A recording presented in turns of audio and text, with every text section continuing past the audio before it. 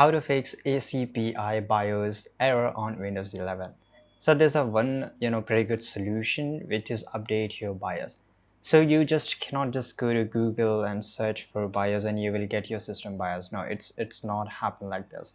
First of all, you have to check your brand. So for example, if you have Asus, right?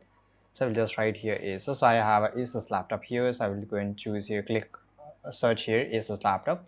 For example, if you have Dell, then you can just go and search for Dell, right? So for every specific brand, they just release BIOS update every time, so you will get it on internet here.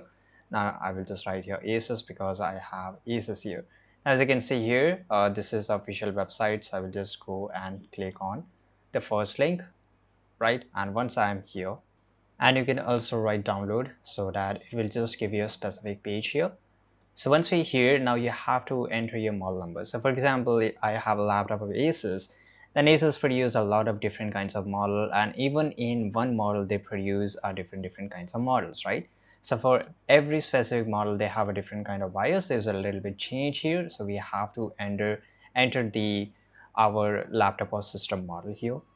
So here, this is one of my model of my system, right? So you can see here it's available right now, and this is a Asus TUF Gaming A15.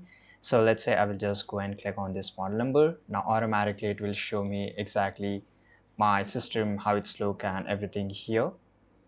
Now on the right side, you have to just go and click on driver and utility. You will be redirected to a new page here. But I will advise you one thing before doing the BIOS update, make sure you take backup of all your documents, all your important data, right? That is very important. Now, once you're here, just go and click on BIOS and firmware here, right? And automatically it will open up, right? So this is the latest one, which you can see here, version 3.15, and it was last released on last year, 2023, right? So this is the latest one. So I will just go and click on download.